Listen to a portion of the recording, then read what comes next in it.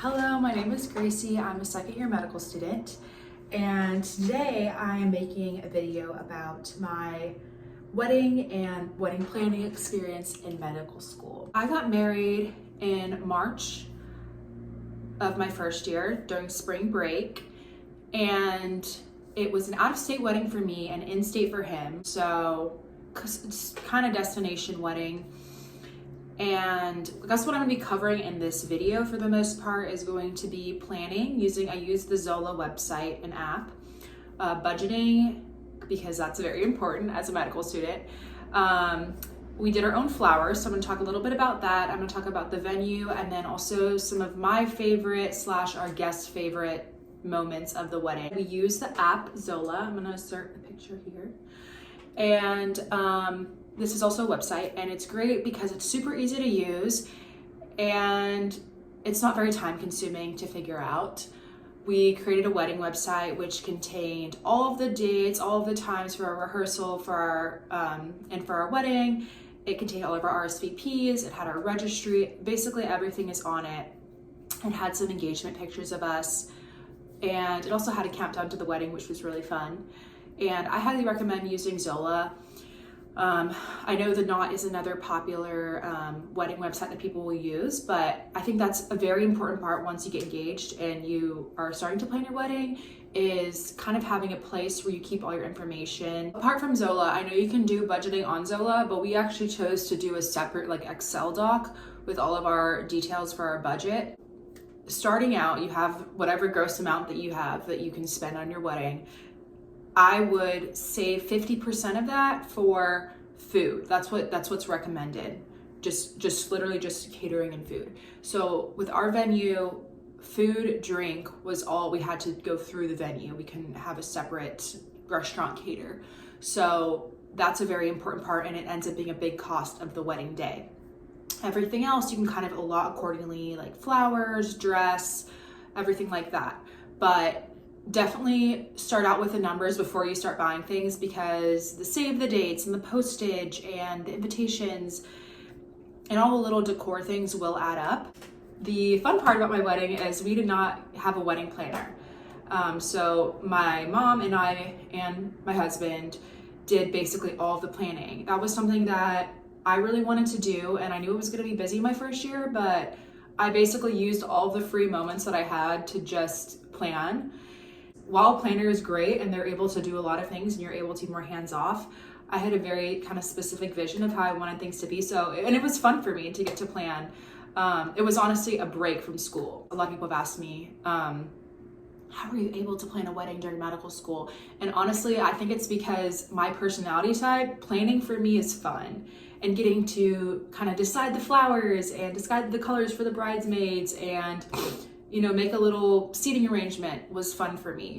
But I think you just have to know your personality, because if you don't enjoy planning, then maybe you should hire a planner. We used Zola, and then we also used that Excel doc for our budget. And then we also had a Google Drive. So in this Google Drive, we had all of our contracts in one place. For example, for the desserts, for the photographer, for the venue, so that we knew when our final payments were due and we knew everything that was in there, so we could go back and reference that whenever it came time to pay for things. So once we had decided kind of how we were going to plan things and where we were going to spend our money, and we had our guest count, we ended up having 135 guests. About 10 months in advance, we signed the contract for our venue. And we were getting married on a Sunday because I actually had a final exam on Friday, but I actually was able to take my exam on Thursday, and then I flew on Friday, and we got married on a Sunday, had a rehearsal on Saturday, and then we had a whole week because I was on spring break for our honeymoon in Hawaii. We planned the venue in March, set that date, and then next thing we looked for was the photographer. We got her around the summer of last year, so about 9 months ahead. But she did not typically photograph weddings, so she wasn't super booked, which was nice. And then we did our cake next, and kind of all of the big rocks first, and then wherever we had kind of some extra money, we could think about doing, extra things. The next thing is flowers. So flowers can be a really big part of the budget. When we were looking into costs for what I wanted, it was going to be really expensive. So after talking with my mom, she was like, okay, I am going to take this on as a DIY project. And so I'm so grateful for my mom because she kind of took that as her baby, the flowers for our wedding. We would go to Trader Joe's probably once a month and just get a ton of flowers and practice making arrangements and practice making bouquets. And it ended up paying off. I'm going to show some pictures of our flower arrangements. So we did small centerpieces on the tables, and then we also did elevated centerpieces. We did all of our bridesmaids bouquets and all of our bridal bouquets. So we chose to use the website Flower Moxie for our DIY flowers. And the reason why we liked it is because you could get lots of flowers in bulk and they have a really good reputation.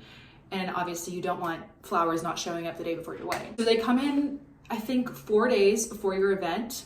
And so we put them all in water the day that they got there, just let them sit in the water.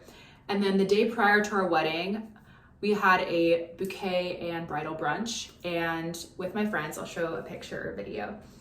We had all of our flowers out and we made our own bridal bouquets, which was super fun. We all watched a video together. We had our little mimosas and champagne, and then we created our bridal bouquets. And it was a fun activity to get the weekend started. If you're up for some creative fun, I highly recommend making your own bouquets. I'm gonna talk a little bit about our guest favorite wedding moments. So like I said, we had a mariachi band, which was so much fun. The mariachi came during the reception right after we entered in. We did our first dance, and then the mariachi came in, surprised everyone, and started playing. And then we did our dinner buffet. So I thought that was really fun because everyone was kind of sitting down. It was fun to kind of have them serenade us during dinner.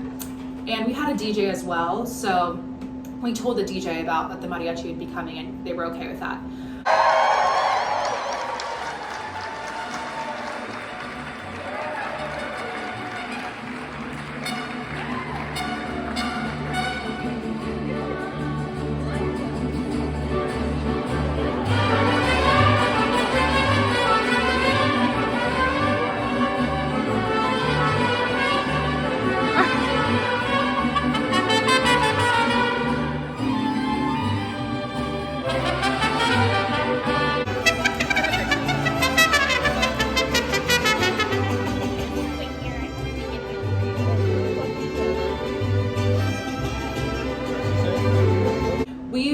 Mariachi Espuelas de Plata for our mariachi, and they were wonderful. Another thing that I loved that we did at our wedding was a petal toss at the end of the ceremony. Typically, you'll always have a reception exit, so like after the wedding's over, it'll either be bubbles or sparklers or something of the sort, or like little ribbons and bells that you'll kind of wait to say goodbye to the bride and groom. There's a chapel bell, and so we rang that, and then as we're exiting, I had two of my cousins stand at the exit, and people grabbed flower petals, and then we exited the ceremony right after we were married, or the chapel right after we were married, and they threw flower petals at us, and it was really fun, and the pictures were beautiful.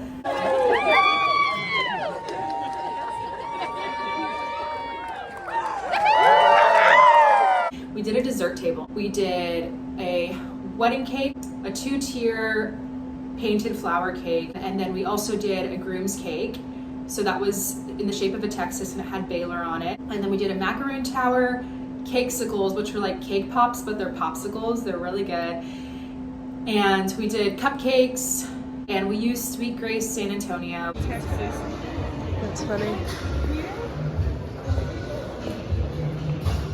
Next thing is the table touches. So we went to every single table at our wedding.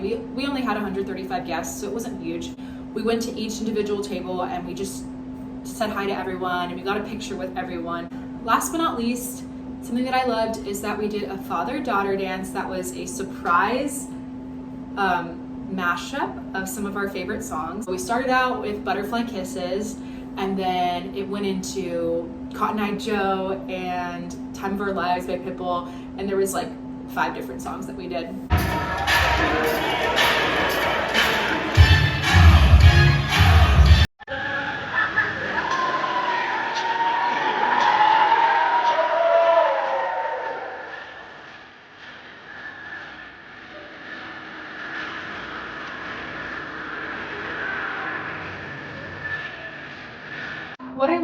a wedding during medical school is that planning a wedding is hard no matter what stage of life you're in. So if you're waiting to plan a wedding until you go to residency, or till you're in your fellowship and it's more chill, or till you're already in attending and you don't have to worry about school anymore, it's going to be stressful either way. I do think there are preferential times to get married during medical school. Spring break of M1, if you're willing and able to plan the summer prior and over Christmas break. Between summer of M1 and M2, right after you take step 1, after second year of medical school, or during your 4th year. Those are 3 times that I think would be the best to get married. Give yourself grace and know that this is hard. Communicate with your spouse, whoever, or your fiance, whoever it is. That's all I have for this video today. Thank you guys for watching. Comment your wedding experiences, or just if you have any questions, feel free to comment those. Thanks for watching. Bye.